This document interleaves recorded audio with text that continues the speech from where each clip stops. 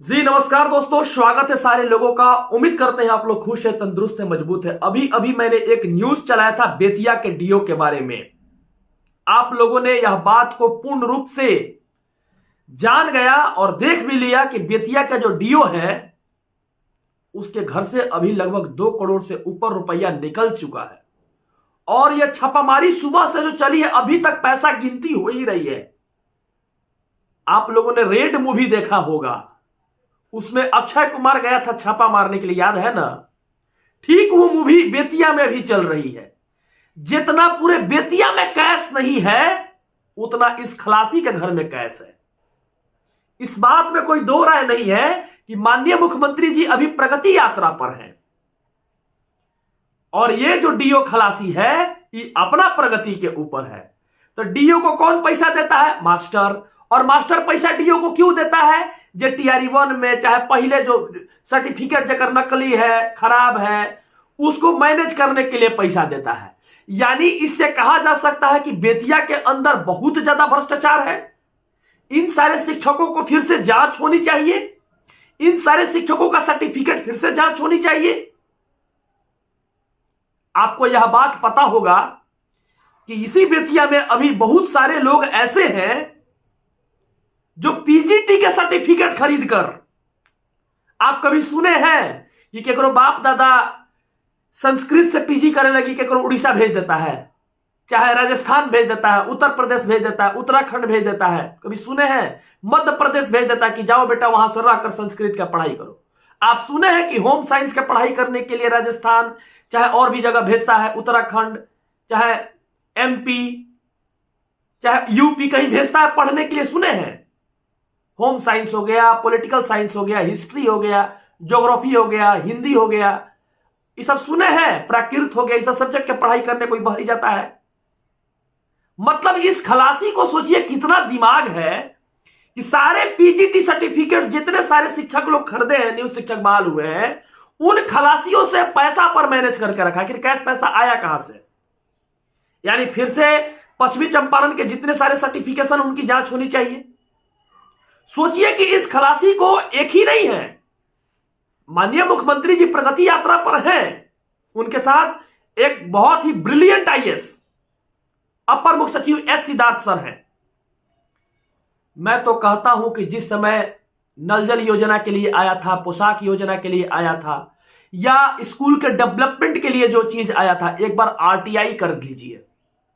जितना पैसा का अलॉटमेंट किया गया था सरकार की तरफ से और जितना एग्जीक्यूशन हुआ स्कूल में, और जाकर एक बार आज के दिन छापा मार लीजिए और 75,000 स्कूल में जाकर देखिएगा तो नल नहीं नजर आएगा, ना बेंच नजर आएगा, और ना ही वहां का नीति निर्देशक था। तो जो भी चीज है, कोई भी इक्विपमेंट नजर आएगा। लगभग 95% स्कूल अब पूरे तरह से खोखला फिर से हो गया। आखिर क्यों? यही खलासी डीओ डीपीओ के चलते।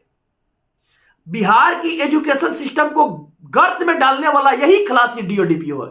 और मैं वादा करता हूं, मैं जानता हूं कि इस डीपीओ को नहीं हटाया जाएगा और इस डीओ को नहीं हटाया जाएगा।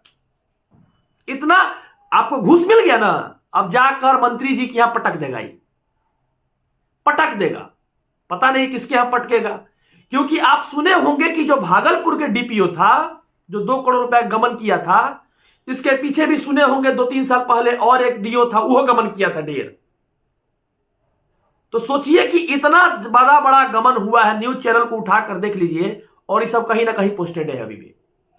माननीय न्यायालय से मैं गुहार लगाता हूं कि सारा अधिकारी का एक बार साल में जांच हो, और जांच में गलत पाया गया तो इस सब अधिकारी को, पूर्ण रूप से भ्रष्ट अधिकारी को सिस्टम से क्रैश कर देने की बात की जाए और इसको निकाल देने की बात की जाए।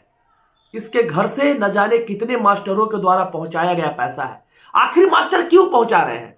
उन नन्हे मुन्ने बच्चों को, जो स्कूल में पढ़ने वाले बच्चे हैं, उनकी पढ़ाई लिखाई पूर्ण रूप से नहीं हो रही है। यानी इन खलासियों के द्वारा जो नियम लगाया गया वहां पर कुछ अलग है, या गलत शिक्षकों को बहाल कर दिया है। आखिरी पैसा आया कहां से? माननीय मुख्यमंत्री जी से मैं उम्मीद करूंगा और एसीएस महोदय से उम्मीद करूंगा कि 37-38 जिला के पारी पारी कभी कभी छापा मरवाते रहिए, और छापा में ये चीज को देखिए कैसे ये लोग सिचुएट जो किए हुए हैं, पूरे सिस्टम को हैक किए हुए हैं, इसको पूर्ण रूप से निकाला जा सके। पॉइंट नंबर 2, इस शिक्षा कोष को इतना जबरदस्त तरीका से बना दीजिए, इस सॉफ्टवेयर को, जैसे फ्लिपकार्ट है, अमेजॉन है, जोमेटो है, इस सबको देखिएगा ना, तो ऑलरेडी कभी भी सिस्टम ऑप्टिमाइजेशन नहीं होता है। सिस्टम ऑप्टिमाइजेशन का मतलब क्या होता है कि कंकरेंसी डेडलॉक नहीं आती है। मल्टी नंबर ऑफ पीपुल्स क्या करता है, एक टाइम इंटरवल में अगर चाहे अटेंडेंस बनाना, चाहे कुछ करना, तो हर प्रमंडल में इसका एक अपना देखिए जाए तो नेटवर्क दे दीजिए, जिस नेटवर्क के माध्यम से हर प्रमंडल में वहां पर कोई तरह का दिक्कत नहीं आए और पूर्ण रूपेण काम करे। और दूसरी चीज, हर चीजों को ऑनलाइन कर दीजिए। जैसे शिक्षकों को जो भी न्यूज है, जिस तरह से बीपीएससी का एक साइट है, उस तरह से शिक्षा विभाग का भी एक साइट होना चाहिए। उस पर अपना अपर मुख्य सचिव का एक निर्देश हो, वो निर्देश जो डालेंगे, जिनके सिग्नेचर से सारा चीज वर्किंग होती है, वो वर्क हो। ऑलरेडी देखिए कितना सिस्टम सुधार हो जाएगी। और बच्चों के लिए जो स्कूल में अपार आईडी बनी है, हर स्कूल का एक अलग से सॉफ्टवेयर बने, जिसमें से 75,000 स्कूल उसमें ऑलरेडी सेलेक्टेड हो। उस 75,000 स्कूलों में जो जो बच्चे आज गए हैं स्कूल के गेट पर या अंदर में, चाहे प्रधानाध्यापक ऑफिस में, जिस तरह से लाइन लगता है लंच करने से पहले, एक तरह से देखा जाए तो स्कूल में हर जगह 9:30 बजे से मतलब प्रेयर स्टार्ट हो जाता है, तो 9:10 में बुला लिया जाए, 9:05 में बुला लिया जाए बच्चों को। और प्रधानाध्यापक ऑफिस के अगल बगल में एक थंब का रहे कि आप आए हैं तो ऑलरेडी थंब दीजिए, थंब देकर ही आपको क्लास में जाना है। यानी नंबर ऑफ स्टूडेंट कितना है, इससे स्कूल में डायरेक्ट पटना में पता चल जाएगी। तो आप इस तरह का डेवलपमेंट धीरे धीरे लाइएगा, चेंजेस लाइएगा। स्कूल में एक वाईफाई हो, वाईफाई में कुछ काम करने वाली जो सिस्टम हो, समथिंग, मतलब जैसे सपोज कीजिए कि जो वाईफाई है वो इस तरह का नेटवर्क से काम करे। जैसे कंप्यूटर में लोग एग्जाम देते हैं तो खाली कीबोर्ड काम करता है और एक ही सॉफ्टवेयर काम करता है कि चलो ठीक है हम एग्जाम दे रहे हैं, दूसरा चीज काम नहीं करता है।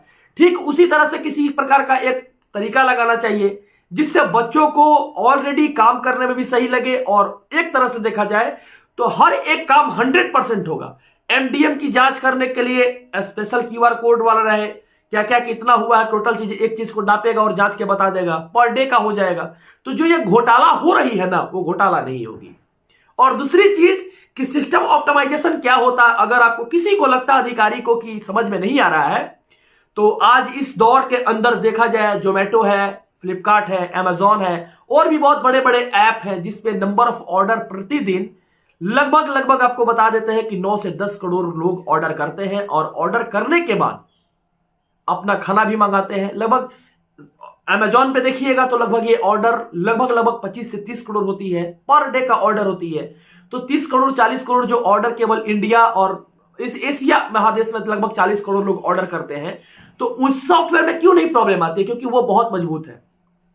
ठीक उसी तरह से सिस्टम ऑप्टिमाइजेशन पे काम करें, सिस्टम ऑप्टिमाइजेशन पर काम करे सरकार, और देखे कि धीरे धीरे वर्किंग स्टार्ट करे, देखे कितना जबरदस्त तरीका से काम होगा और सब काम सचिवालय से कनेक्टेड हो जाएगा। ये डीपीओ खलासी कोई जरूरत नहीं है, खाली इस खलासी को रखिए कि पेमेंट कैसे होगा, किसका पेमेंट कब जा रहा है, कितना अटेंडेंस हुआ या नहीं हुआ, इसी चीज को देखने के लिए रखिए। हाँ, काम करने के लिए भी अपना पूरा सचिवालय से रखिए, डायरेक्ट प्रधानाध्यापक को दीजिए। स्कूल बना है उसका प्रतिदिन का फोटो एक आएगा, उस आईडी पर आएगा कि नहीं डेवलपमेंट में आया तो क्या क्या बना है, किस तरह से बना है। उस तरह से सोकॉज डायरेक्ट प्रधानाध्यापक पर सचिवालय करेगी, एक टीम को बहाल कीजिए सचिवालय में, वहां से सारी चीजों को निगरानी कीजिए। देखिए सिस्टम धीरे धीरे सुधर जाएगा। और नहीं सुधारने आता है तो बोलिए, कभी बैठिए, कभी आकर प्लान पूछिए, प्लान हम लोग के पास है, क्योंकि हम लोग क्वालिफाइड है, मास्टर डिग्री ऑफ एजुकेशन हम लोग के पास है, एमएड क्वालिफाइड है, हम लोग को सारा स्किल्स पता है, शिक्षा का वो अंतिम छोर तक हम लोगों ने पढ़ाई किया है। तो अगर बिहार की सुधारने में अगर किसी प्रकार की जरूरत पड़ती है, प्लान बताने की जरूरत पड़ती है, तो उस प्रकार की प्लान भी बताई जाएगी, नहीं तो वीडियो के माध्यम से ही समझा दी जाएगी। लेकिन इसको फॉलो कीजिएगा तो इस डीओ डीपीओ का कोई खलासी का जरूरत नहीं पड़ेगा। इस खलासी को बस अटेंडेंस देखिए कि किसका आ रहा है नहीं आ रहा है, स्कूल में बस इतना ही पावर दीजिए। इसके अलावा इस खलासी को पावर दीजिएगा तो ऑलरेडी मैं बता देता हूं कि आज इतना घोटाला हुआ, कल और घोटाला होगा। और बिहार के बच्चे जो पलायन कर रहे हैं, कल भी कर रहे थे और आज भी कर रहे हैं, माननीय मुख्यमंत्री जी से हाथ जोड़ के निवेदन है कि जल्द से जल्द यह फैसला को इंप्लीमेंट करें, ताकि बिहार के मास्टरों को जो एक मानसिक चिंतन है उसको खत्म करके बच्चे को पढ़ाने के लिए अच्छा एक सुव्यवस्थित तरीका अपनाए। और बच्चे को अगर अच्छा से वो पढ़ाएंगे तो जरूर बच्चे बहुत अच्छा करेंगे। और उम्मीद है कि माननीय मुख्यमंत्री जी इस पर संज्ञान लेंगे, काम करेंगे, और काम करने के बाद बहुत बड़ी एक इंप्लीमेंटेशन के साथ बिहार के विकास में अपना एक मदद करेंगे। धन्यवाद। अगर वीडियो आपको अच्छी लगे तो एक लाइक जरूर करें।